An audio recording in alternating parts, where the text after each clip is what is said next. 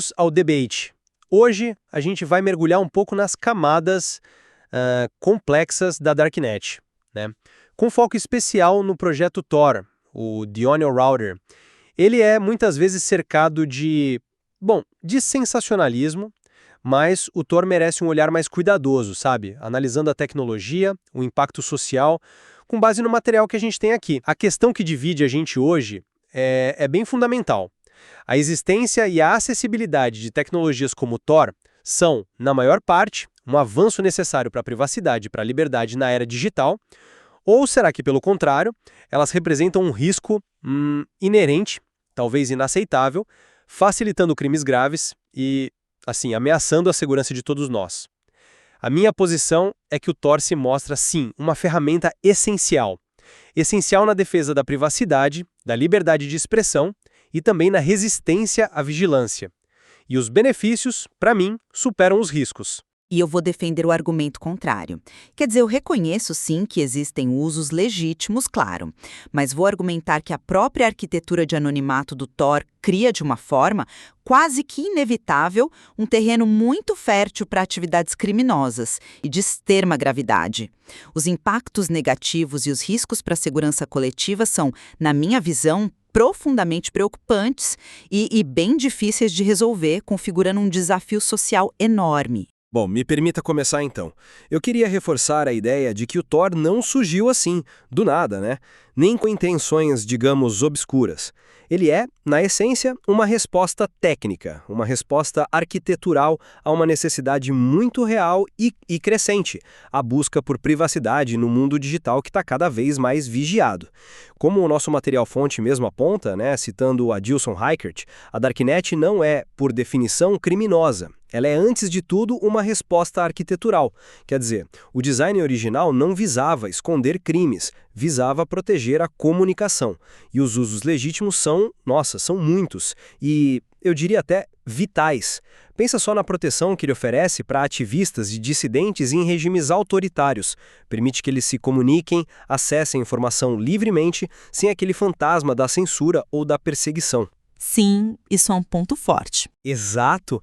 E pensemos também nos denunciantes, os famosos whistleblowers, que dependem desse anonimato para expor verdades, muitas vezes inconvenientes, de interesse público, mas com segurança.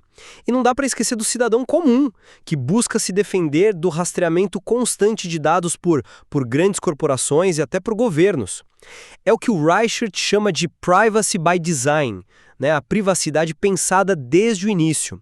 O jornalismo investigativo também se beneficia, e muito. Veículos importantes como The Guardian, The New York Times, usam sites .onion justamente para receber informações anônimas de fontes que precisam de proteção máxima.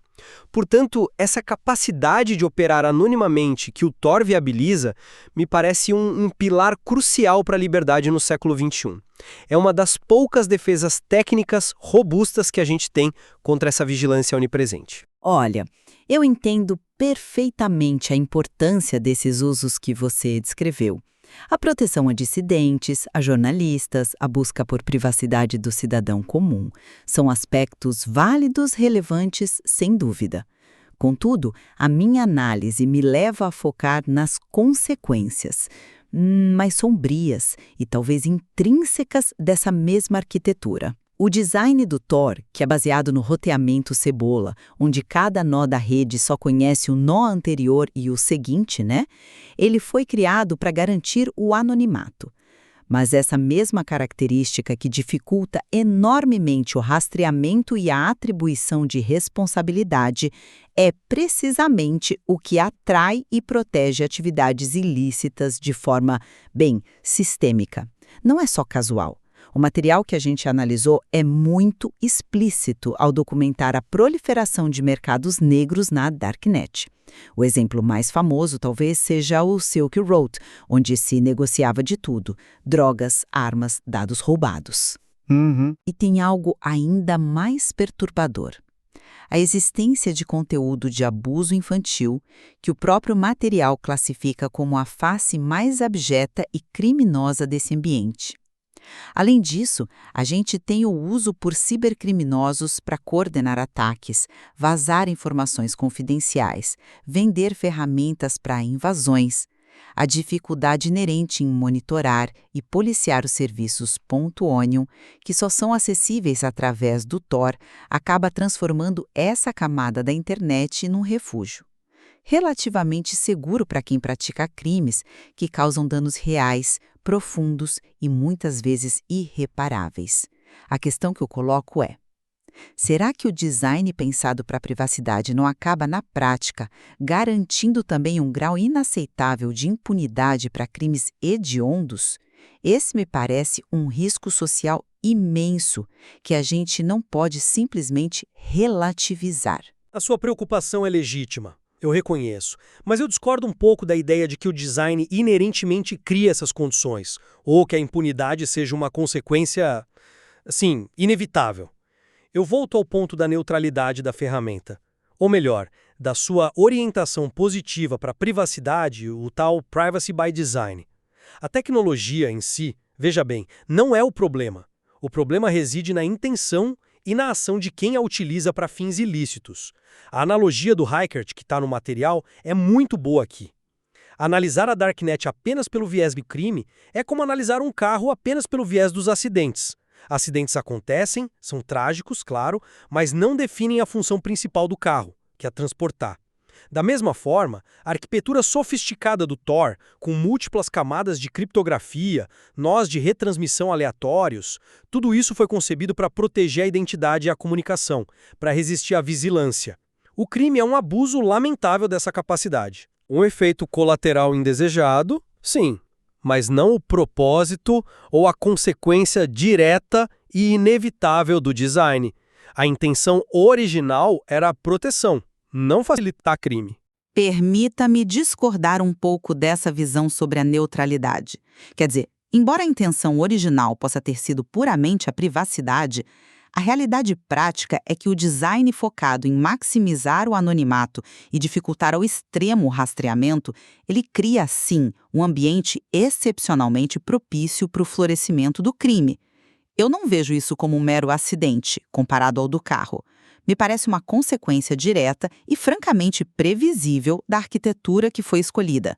Essa fragmentação da informação entre os nós do Tor, onde nenhum ponto da rede tem a visão completa do percurso da comunicação, isso é exatamente o que oferece um nível de proteção sistêmica a atividades ilícitas que a internet aberta simplesmente não dá.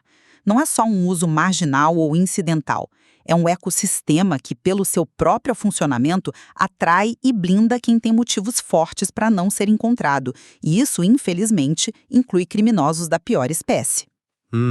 A dificuldade em conectar a origem ao destino não é um defeito, é uma característica chave, né? E é essa característica que se torna o principal atrativo para essas atividades nefastas. Portanto, argumentar que a ferramenta é neutra me parece ignorar um pouco como suas características específicas interagem com a natureza humana e as motivações criminosas. Certo, mas isso nos leva para uma discussão sobre escala e impacto relativo, né? De um lado a gente tem os usos ilícitos, que são graves, chocantes, não há dúvida nenhuma. Do outro lado temos a necessidade de privacidade e comunicação segura, que não é um problema de nicho. É algo massivo, global. A gente está falando de milhões, talvez bilhões de pessoas cujos dados são coletados, analisados, monetizados diariamente naquilo que o material chama de economia da vigilância. A gente fala de jornalistas no mundo inteiro que precisam proteger suas fontes para poder reportar sobre corrupção, sobre abuso de poder. A gente fala de ativistas lutando por direitos humanos básicos em dezenas de países sobre regimes repressivos. Para todas essas pessoas, ferramentas como o Tor não são um luxo, são uma necessidade cada vez maior. A questão então é: a gente pode ou a gente deve sacrificar a proteção da liberdade de expressão e da privacidade para essa vasta maioria por causa das ações condenáveis de uma minoria? O impacto positivo do Tor na defesa de direitos fundamentais em escala global não seria, apesar de tudo, preponderante?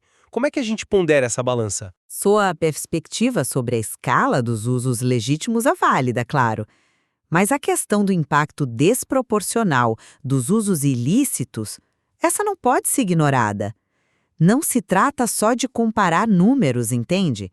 A gravidade extrema de certas atividades facilitadas pelo anonimato do Tor, e eu penso especificamente na distribuição de material de abuso infantil, na coordenação de ataques terroristas, no tráfico de armas, tem um impacto social e humano que é devastador, ele transcende qualquer contagem estatística. A simples existência de um espaço tecnológico onde essas atividades podem ocorrer com um grau significativo de impunidade representa, a meu ver, um fracasso civilizacional, uma falha grave na nossa capacidade de proteger os mais vulneráveis. Mesmo que milhões usem o Tor para fins legítimos e importantes, a gente pode realmente justificar a existência de uma ferramenta que, como efeito colateral quase inescapável, oferece um porto seguro para crimes dessa magnitude? A pergunta que fica é se o benefício geral da privacidade, por mais crucial que seja, compensa a facilitação, ainda que não intencional, desses atos hediondos. É uma troca que me parece eticamente muito difícil de defender. O dano causado por esses usos específicos é tão extremo que nos obriga a questionar a própria estrutura da ferramenta como ela existe hoje. Você tocou no ponto nevrálgico do debate, o eterno dilema entre privacidade e segurança. E aqui eu preciso reafirmar minha convicção. A privacidade não é uma conveniência, é um direito humano fundamental, essencial para a dignidade, para a autonomia individual e para o funcionamento de sociedades democráticas. O Tor, com todas as suas complexidades, representa uma das poucas defesas técnicas realmente robustas que os cidadãos têm contra a vigilância excessiva, seja ela praticada por estados ou por corporações gigantescas. Qualquer tentativa de enfraquecer o Tor, de criar backdoors ou mecanismos de rastreamento, significaria inevitavelmente ceder a um controle ainda maior sobre nossas comunicações, nossa vida digital. Seria um preço altíssimo a pagar em termos de liberdade. E tem outro ponto a considerar. Essa tensão entre quem busca privacidade e quem busca quebrar essa privacidade, como o material até sugere, acaba impulsionando a inovação. Essa constante corrida armamentista tecnológica entre os desenvolvedores do Tor e as agências de inteligência ou criminosos que tentam comprometer seu anonimato. Isso leva a avanços significativos em criptografia, em técnicas de segurança de rede, que, no fim das contas, podem beneficiar a segurança de toda a internet. A luta pela privacidade, nesse sentido, também é um motor de progresso tecnológico benéfico. Com todo respeito, essa linha de raciocínio sobre a privacidade como um absoluto que justifica quase tudo, ela me parece um pouco problemática. O dilema privacidade versus segurança é real, como o material bem aponta, mas a chave está no equilíbrio, né? Não na supremacia de um valor sobre o outro. A questão fundamental que a gente precisa se fazer é: o nível de anonimato quase intransponível que o Tor proporciona é realmente compatível com as necessidades mínimas de segurança e justiça de uma sociedade funcional? O choque entre esses dois valores essenciais, privacidade e segurança, exige uma ponderação muito cuidadosa, um meio termo difícil de encontrar. E talvez o Tor, na sua forma atual, penda excessivamente para o lado da privacidade, a ponto de obstruir severamente a capacidade do Estado de investigar e punir crimes graves, incluindo aqueles que eu mencionei antes. Isso não cria apenas nichos de impunidade, cria verdadeiras zonas cinzentas onde a lei tem dificuldade em alcançar, o que é inaceitável do ponto de vista ético e social. Eu não estou defendendo o fim da privacidade, longe disso. Eu estou questionando se um sistema que torna certos tipos de crime virtualmente rastreáveis por design é sustentável ou sequer desejável a longo prazo. Talvez o pêndulo tenha ido longe demais e precise ser reequilibrado. É fascinante observar como o Tor se tornou um símbolo, né? Quase um espelho das nossas ansiedades, das nossas tensões na era digital. Eu concordo com a análise do material que posiciona o Tor como um fenômeno sociotécnico, bem complexo. Sua existência, sua popularidade, mesmo que relativa, reflete muito sobre o estado atual da nossa sociedade conectada. A desconfiança generalizada em relação às instituições, sejam governamentais ou corporativas, o incômodo crescente com o modelo de negócios da tal economia da vigilância. O Tor, nesse contexto, pode ser visto como uma forma de resistência técnica, uma busca por autonomia e controle num ambiente digital que é percebido como hostil ou explorador. Usando as palavras do Reichert citadas no texto, há um aspecto profundamente democrático no Tor, pois ele oferece, em princípio, a qualquer pessoa a mesma capacidade técnica de resistir à vigilância e afirmar sua privacidade. É um reflexo da nossa contínua luta por agência e liberdade no ciberespaço. A minha abordagem para essa questão é um pouco distinta. Eu concordo plenamente que o Tor é um fenômeno sociotécnico de grande complexidade. No entanto, eu argumentaria que ele reflete não apenas a busca por liberdade, mas também a nossa imensa dificuldade em conciliar essa liberdade tecnológica, que no caso do Tor beira o absoluto em termos de anonimato, com a responsabilidade social e a necessidade de segurança coletiva.